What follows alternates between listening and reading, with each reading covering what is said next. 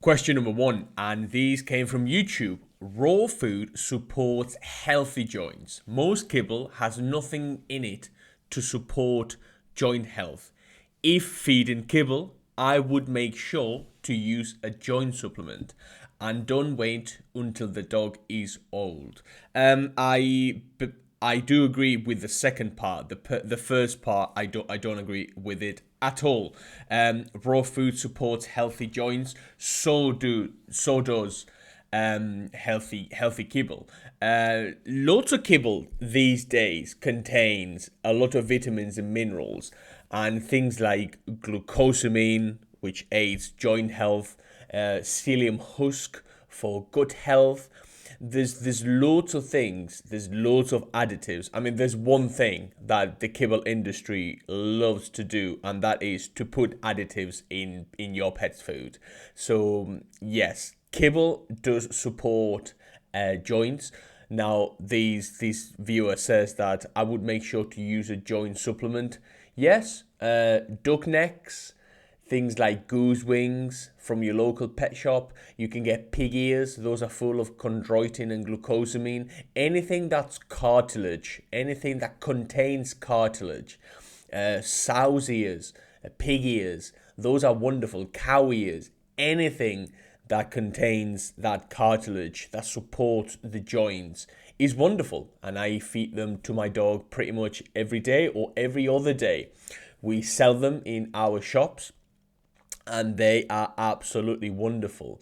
And don't wait until the dog is old. What happens when the dog gets old? My dog has been on glucosamine tablets for quite some time, and I'll leave below a few of my favorite ones, but they all essentially contain the same. They really do help. I have a golden retriever. He is there, as you can see them on the screen, and he is 10 now, and his hips haven't gone yet, but he struggles if he doesn't take his glucosamine tablets to wake up, to get up, to function normally. He's not as snaky as it was when he was younger, but glucosamine really does help. It aids joints, and that's something that I really do give him. And I am not a massive fan of giving myself or my dog supplements. I don't really believe in the whole supplement thing, but glucosamine really does help. Something else that helps is turmeric. Turmeric has anti-inflammatory capabilities, and that is something quite good as well. So yeah, thank you for your question. Second one, Dr. Karen Becker made me think about what I was feeding my dogs. I find her a good teacher. So I made a video on Dr. Karen Becker, and she was the biggest in the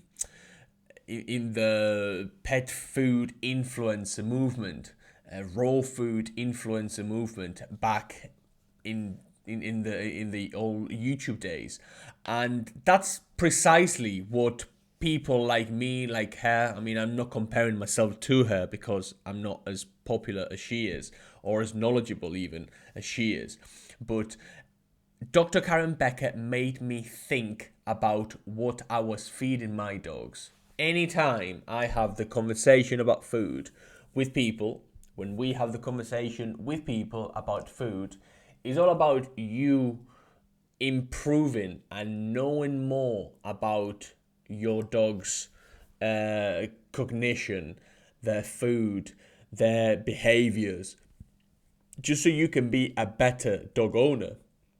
And food is a huge thing. I mean, we were talking the other day, me and one of my colleagues at work, and my dog hasn't visited a vet like due to a problem, not a regular checkup, just due to a problem for years. And he has obviously access to the best quality food that there is, because that's what he gets every single day. He has fresh food, he has wonderful food. We know about nutrition, We know the couple supplements now that he is older that benefit him, and he is fine. He's absolutely fine. He was under the weather, or he had some sort of sickness the other day for like 48 hours, and that was it. He recovered, and that was it. It's incredible. It's absolutely staggering what food can do. And so if people like Karen Becker or me or anyone else makes you think more about dog food and cat food, and you discover that there's cereals in cat food, for example, which is something I didn't know when I started in the industry, or the fact that they put caramel or sugar or these nasty additives in your pet's food, then I think that's a good thing. I think that is progress, and I hope that I can make some impact to your dog's life, and to you, obviously. I made another video on, are dogs carnivores, are dogs omnivores, or what are they? There is an industry, especially a new wave of vegetarian and vegan diets, and they are gaining popularity. They are gaining popularity here in the UK, and they are gaining popularity pretty much everywhere. The one thing you need to know as a pet food consumer is that this is a very fast moving industry. And so there are literally hundreds of new products coming to the market every single day. And because the rate of innovation is so big, you are going to hear some wild stuff. I mean, vegan cats, vegan diet for cats, vegan diets for dogs, things like potato protein and sugar in pet food, and it's all marketing. Let me tell you, it's all marketing. And so I did a bit of a video on why dogs are more carnivores than anything else.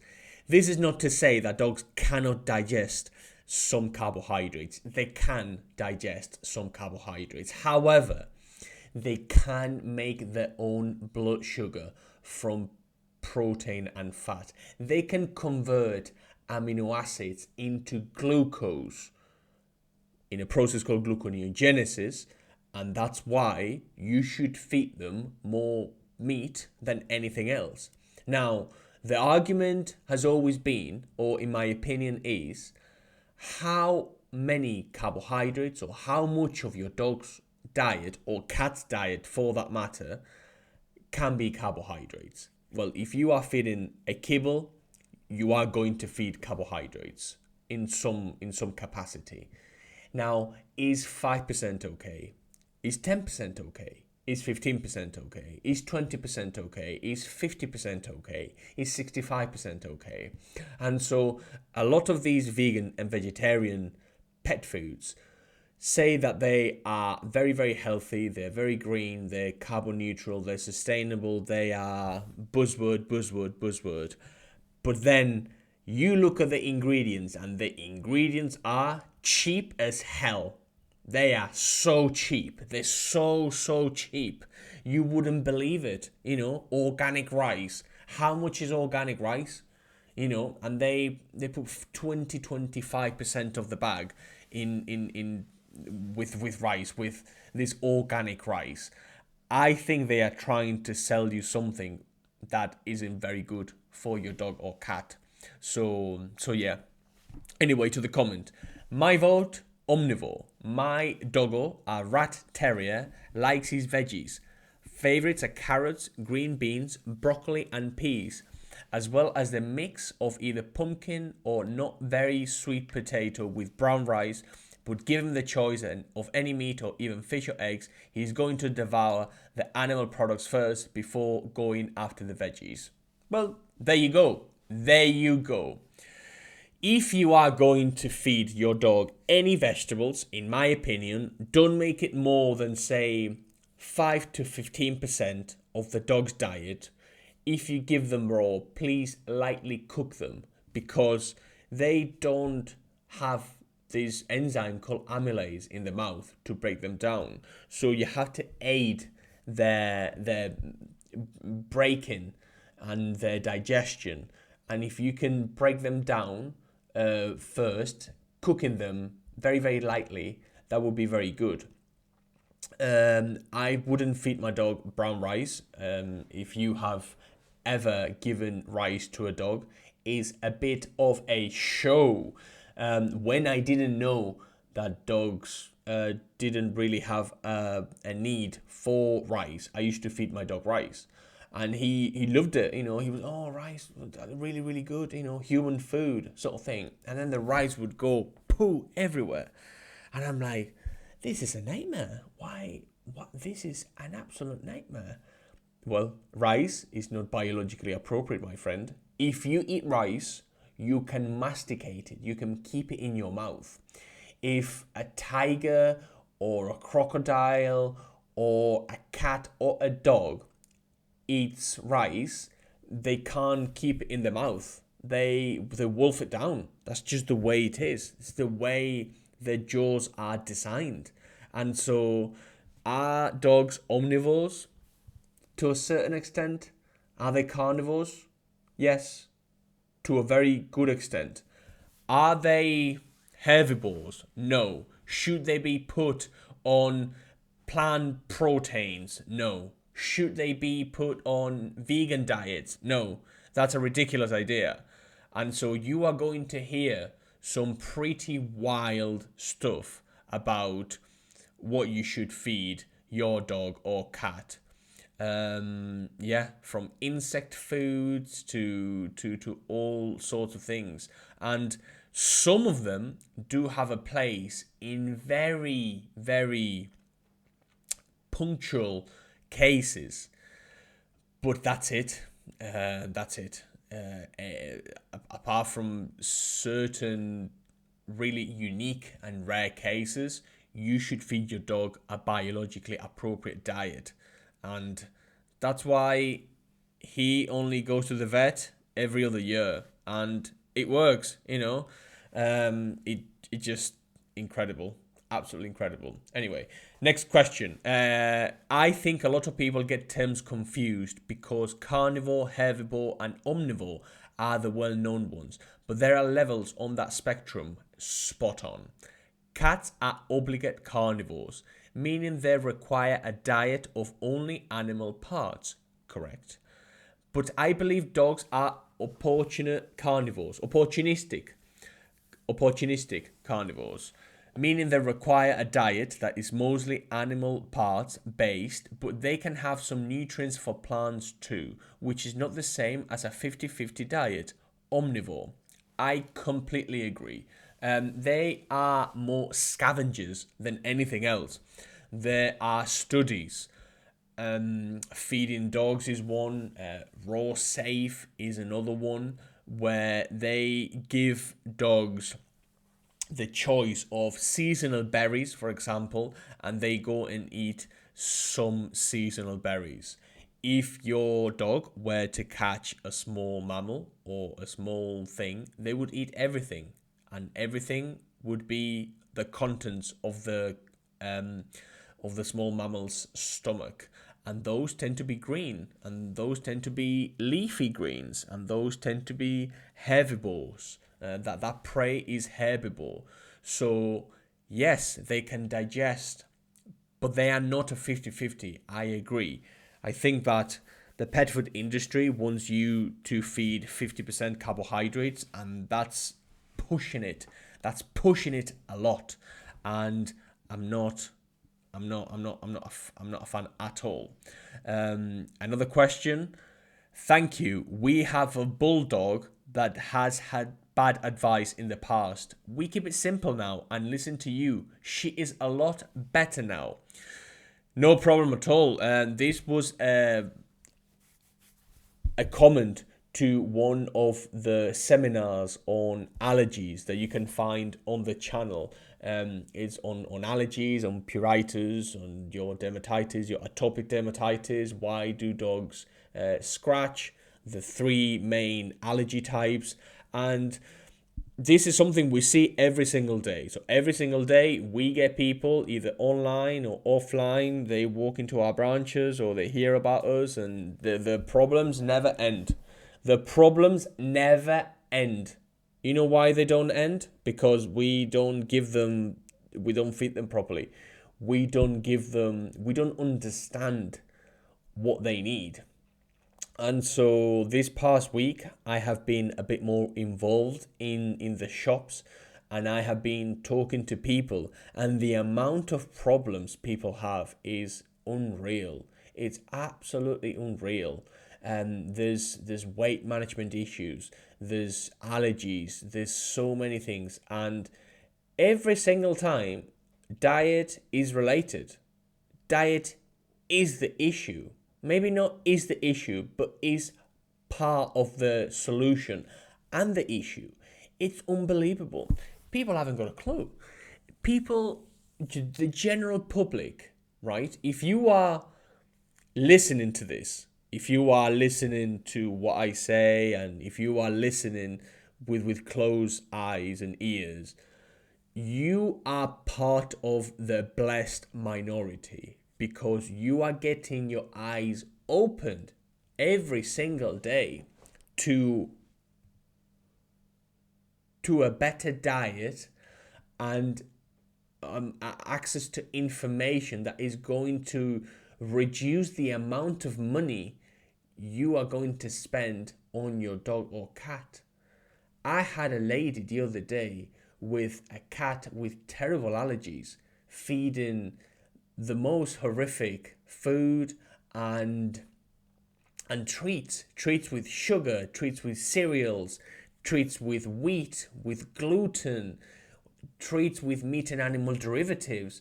If you have a cat with allergies, what are we doing giving them cereals and sugar on every single meal? It's not even funny, you know. So if you are part of this community, first of all, thank you so much. Second one, please like and subscribe. It really does help. And if you can spread the word, that would be amazing. So yeah, she's a lot better now. I'm very glad. Next question. Poultry in dog foods can cause allergic reactions. I've had 2 Samoyeds with this problem. Samoyeds are beautiful dogs, by the way. I like 2 brands. Limited ingredients, lamb or beef, and add veggies. My dogs do well on this food. If you feed kibble, I wouldn't add vegetables. That is a bit of a misnomer that I don't really understand. If you buy a very, very good food, say you buy an extremely good kibble, right? And it's $80 or £80, right? You have spent £80 on a very small amount of veggies, hopefully, and a very big amount of meat content in the bag. Why on earth do you want to add any more vegetables? Don't add any more vegetables. If you want to add anything else to the diet, add more meat. Buy your dog natural products, rabbit ears, pig trotters, buy them liver, buy them spleen, intestines. You can buy them all sorts of things. Meaty sticks, pure 100% lamb, 100% sardine, 100% goat, 100% kangaroo, 100% venison. Give them more meat, not more vegetables. What is the obsession with feeding too many vegetables to our dogs? That's only going to be detrimental in the long term. If you are spending a lot of money on food, or even if you're not, don't add vegetables. Add more meat. Spend the money on meat, which is arguably what costs more money. Anyway, poultry in dogs can cause allergic reactions. Yeah, well, it depends what the thresholds are. It depends on what the tolerances are. It depends on the quality of the food. Sometimes we see that people come to us and say, my dog's allergic to chicken, my dog's allergic to chicken. I give them a better chicken product. The dog is not allergic to that product. Is the dog allergic to chicken, or what is the dog allergic to? Probably the dog is allergic to all the rubbish you were feeding them before. So no, I don't agree. Next question. Stop feeding kibble. Simple solution. Well, it isn't that easy, is it? If you can't afford it, if you can't be chewed, if you're too busy, if it doesn't suit your lifestyle, well, then you are going to be carry on feeding kibble, because kibble is in 9 times out of 10 what people buy for their pets. So stop feeding kibble. It's not a very good solution.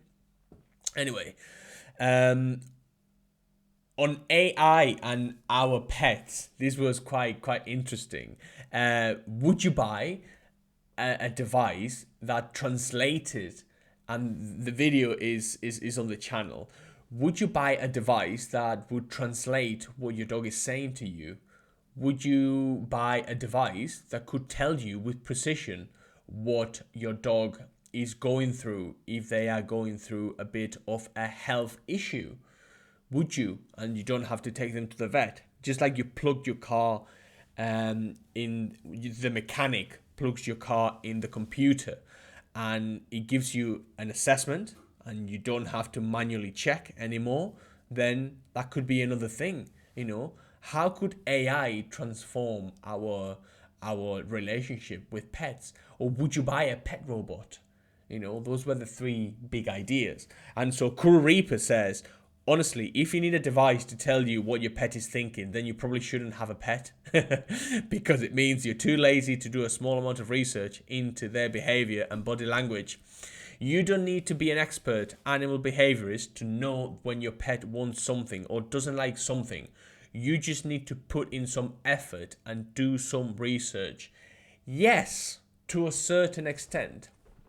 Bear in mind that dogs still have inherently coded in themselves that they must hide certain weaknesses, they must hide certain emotions, they must hide certain certain issues they have. If your dog is in pain, if your dog has some discomfort, sometimes it isn't so easy to know what they are going through because they mask their symptoms very well. Look at packs of wolves.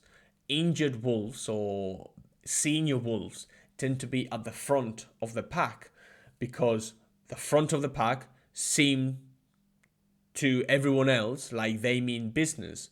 But no, they don't mean business. They are the weakest link. But that is something genetical, I would imagine. And I've seen that a bunch of times, so I'm assuming it's correct. It's the same with dogs sometimes. They mask and hide very, very well. And so you don't really know. I mean, it is rumored that maybe 1 in 5 dogs has some form of pancreatitis, whether that's chronic or that's acute, or well, it would be chronic because if they are living with it, it is chronic, but it is pancreatitis nevertheless. And so if 1 of 5 dogs has chronic pancreatitis and you can't really detect it, then you can't really detect it, can you? So it's, I know, it's a weird one. It is a really weird one. And yeah, dogs have an amazing capability to hide their symptoms. So yes.